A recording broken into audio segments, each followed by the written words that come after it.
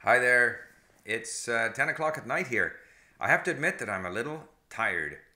And I'm going to talk a little bit about, accumulating words and the idea that, it's not, language learning is not a sprint. And so I've never been that concerned about how quickly I can learn something. Unless, for example, when I went to Romania, I had to try to learn up Romanian in 2 months in order to go there and be able to communicate. But otherwise, I'm quite content to labor away, gradually accumulating words and gradually accumulating a sense of the language, knowing that every little bit I do, even though I'm not aware of any improvement, it is accumulating. It is getting me closer to my eventual goal. And obviously, the first 500,000 words of the language, you got to learn them, and you learn them typically in beginner type texts that are very simple. But beyond that, it really, to my mind, it doesn't matter whether I learn the word 1500 on the frequency list or the word 5000 on the frequency list. It doesn't much matter to me because eventually I'm going to have to learn them all because eventually I want to have a large vocabulary. So, but I have to admit that it's easier, on the one hand, it's easier if you have texts with only 10 or 15% new words. On the other hand, you're acquiring fewer new words. So, when I was learning Russian, I didn't mind when I got out of the beginner text into Tolstoy, the Kreutzer Sonata, 50% new words. I slugged away. It didn't bother me. Most people perhaps don't have that amount of patience. So right now, I've got this podcast of Kim Young-ha's, which in retrospect is probably too difficult and a little too esoteric for me, a little too literary. Not necessarily the vocabulary that I'm looking for, that I would want to use.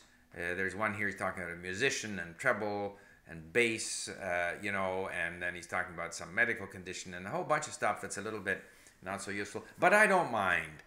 And of course, the fact is that I like listening to him.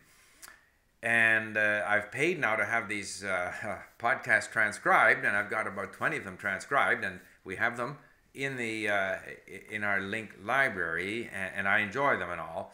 But there's a lot of vocabulary that I probably won't use right away. However, still 70-80% of the vocabulary is, as in all content, as we know, it consists of the most common words. So I'm still gaining that sense of rhythm of the language and so forth. Now, you have to kind of notice your minor victories. And a victory today is I'm going through saving. Now, so a sign that you're getting somewhere is when you start to see more and more words that you know and fewer words that you don't know. And this is quite apparent when you're working at LingQ, because my normal method of operation is to go through a text looking up the words I don't know, the blue words, linking them. And these podcasts of Kim Young-ha are between 30 and 50 minutes long, so these are not short lessons.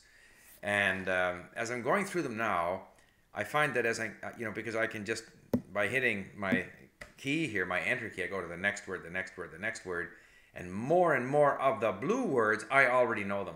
I don't need to look them up. They're variations of words that I know. That's why they're blue, because they're a different form of a word that I've already learned. And so I'm now able to go through sort of a 30-40 minute podcast, the text of a podcast, saving words in 15-20 minutes, whereas it used to take me like an hour and a half. And when I first started linking Korean words, I had no sense of whether the meaning was even close to what I was looking for, whereas now the whole process has become easier, faster. I feel I'm in control. And so while I'm not speaking so wonderfully fluently, and I still have trouble when I try to listen to the podcast to understand it, I know I'm progressing. I know that I'm chipping away at the goal. And, I don't think it's unrealistic in any language like my goal is to know 20, 30,000 words. That's where I want to get to. So I'm not fussed about whether it's word 4,000 in the frequency list or 6,000 in the frequency list. Eventually I got to learn 20,000 words. And so I just labor away, hopefully with content that has some appeal at some level. And Kim Young-ha's content does appeal in terms of the kind of material that he's dealing with most of the time. Reference to this novel, to some American author or to some French author, and he talks about when he visited in Vancouver, and all of this stuff is kind of intriguing to me, even though when he talks I don't understand it that well, but when I read through it I can.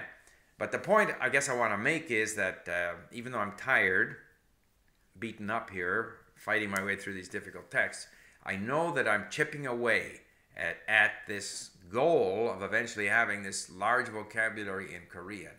I've only got 11 days to go. I don't think that I'll be speaking appreciably better 10 or 11 days from now than I speak today.